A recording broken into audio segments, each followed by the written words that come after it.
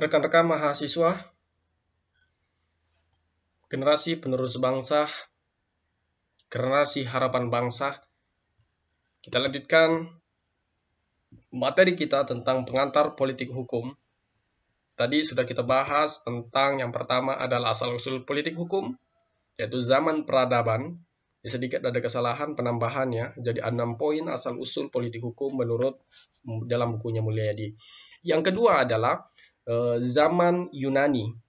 Zaman Yunani yaitu ditandai dengan dilahirkannya berbagai peraturan hukum yang tertuang dalam polis dan konstitusi disebut Salon dan Sparta yang dimulai pada abad ke-5 sebelum Masehi dan ke-4 sebelum Masehi sampai pada abad ke-3 Masehi. Ada catatan penting yang perlu kita lihat di sini adalah apa itu Solon. Solon disebut dengan konstitusi Solon itu adalah konstitusi dalam bukunya si Mulyadi dijelaskan bahwa Solon adalah seorang Athena yang dikenal sebagai lawgiver atau pembuat hukum. Solon terpilih menjadi chief official di Arkon pada tahun 554 sebelum Masehi, di mana reformasi politik Solon mencakup diperkenalkannya atau penyempurnaan dari kelas-kelas properti yang menentukan tingkatan partisipasi politik.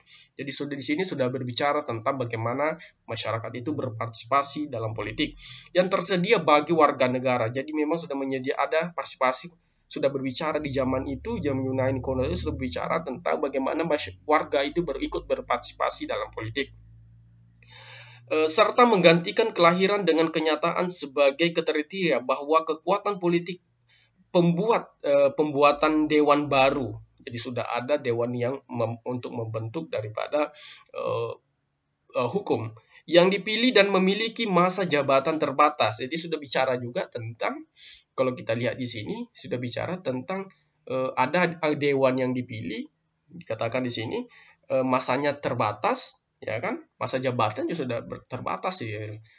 Jadi dia sudah berbicara tentang konsep-konsep politik juga di sini, yang mempersiapkan dan membahas agenda-agenda majelis. Nah, maka kalau kita lihat memang asal-usul politik hukum itu tidak bisa dilepaskan dari unsur-unsur kepentingan politik, atau karena namanya politik hukum tentu terkait dengan politik.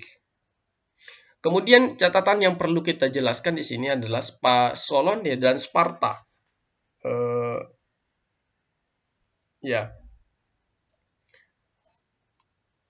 Kita lihat Sparta itu apa? Sparta itu adalah kalau kita lihat bahwa politik dan di zaman Plato dan Aristoteles telah mengikuti tradisi yang panjang menganggap bahwa konstitusi Sparta adalah sebagai model pemerintahan. Walaupun mereka taat pada beberapa adat istiadat, namun Constitution of the Sparta, yaitu Sparta itu adalah karyanya Xenophon, adalah deskripsi lengkap pertama yang tersedia untuk mengenal adat istiadat yang diadopsi Sparta di bawah Undang-Undang Lycurgus.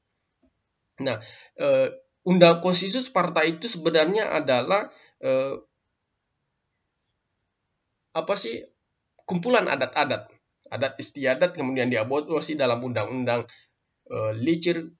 Lycurgus. Nah, kita bisa bahas lebih lanjut, kita cari referensi supaya kita lebih mendalam tentang pemahaman kita apa itu konstitusi Sparta. Oke, kita lanjut. Kemudian asal-usul politik hukum di periode zaman Romawi, di mana pada zaman Romawi itu abad ke-8 sebelum Masehi atau ke-5 sebelum Masehi, politik hukum menjelma dalam undang-undang Lu. Nah, ada catatan di sini apa itu undang-undang Lu. Undang-undang Lu 12 Lu pada tahun 400 sebelum Masehi mulailah perundang-undangan yuridis murni disebut dengan ius civile yang berlaku bagi para warga Romawi. Jadi undang-undang ius civile ini berlaku pada warga Romawi. Kemudian dalam Van Smith ahli-ahli berpikir besar tentang negara dan hukum. Jadi sudah bicara tentang negara dan hukum. Ini dikutip di dalam Von Smith. Jadi di tahapan Undang-Undang Lu ini sudah berbicara tentang bagaimana hukum ius civile ini berlaku di warga Romawi. Kita masuk selanjutnya adalah sebagai ius civile undang-undang antarbangsa hukum kompilasi dan disebut juga jurus Romawi. Kemudian umumnya dilakukan dan dikodifikasi. Di sini sudah ada mengkodifikasinya. Kodifikasi, kita lihat Kode Justinus. Apa itu Kode Justinus ini? Kita lihat bahwa penjelasan yaitu abad ke-8 sebelum Masehi, di mana peraturan-peraturan Romawi yang tadi menyangkut kota Roma saja, hanya berlaku di Roma, tetapi berangsur-angsur peraturan-peraturan negara itu lebih universal, lebih luas, sebab harus cocok dengan kebutuhan semua wilayah kekuasaan Romawi. Dalam kekuasaan Romawi itu dia berlaku di undang-undang ini tadi, Kode Justinus. Kemudian peraturan-peraturan yang berlaku secara universal ius gentium, yakni satu hukum yang diterima semua bangsa sebagai dasar suatu kehidupan bersama. Dalam ini disebutkan di bawah, Si Mulyadi mengutip di dalam Hui Jeber Falsafat Cit bandingkan. Nah, itulah kemudian di zaman Romawi ini yaitu berlaku tadi Undang-Undang 12 Lu, ada kode jurus Romawi atau disebut juga Kode Justinus. Nah, ini zaman daripada zaman Romawi. Selanjutnya kita lihat zaman pertengahan. Apa itu zaman pertengahan? Zaman pertengahan yaitu dimulai dari abad ke-5 sampai ke-12, di mana politik hukum menjelma dalam berbagai kitab suci. Nah, di sini berarti sudah abad Masehi. Ini sudah Masehi ke-5, 12, politik hukum menjelma dalam berbagai kitab suci. Itu Al-Qur'an, Injil, ya kan? Weda dan lainnya.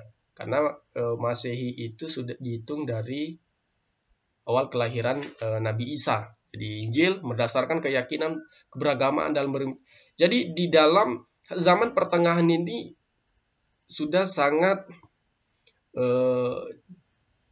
sudah modern, sudah mulai kejelasan hukum itu.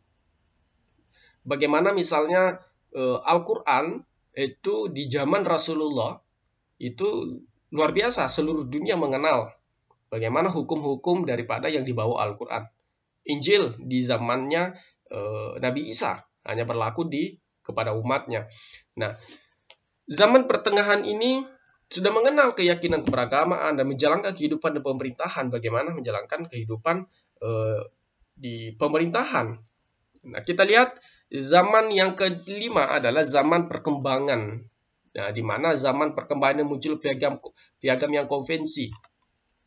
Konvensi dijadikan sebagai acuan dalam menjemah roda pemerintahan. Di sini nanti ada di zaman pertengahan ini, yaitu zaman konstitusi Inggris, ya kan? Ada nanti piagam besar Magna Carta di sini, nanti dikenal Magna Carta di Inggris. Mungkin Bapak sudah menjelaskan tentang Magna Carta di mata kuliah sosiologi hukum.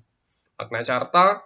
Kemudian yang terakhir adalah zaman modern. Adalah saat ini adalah politik hukum menjelma dalam berbagai bentuk peraturan perundangan yang berupa konstitusi, undang-undang dasar, undang-undang perjanjian atau traktat, piagam, deklarasi, konvensi dan sebagainya. Jadi kita sekarang adalah masuk di zaman, dimulai dari zaman ke-13 sampai zaman saat ini kita termasuk kepada zaman modern.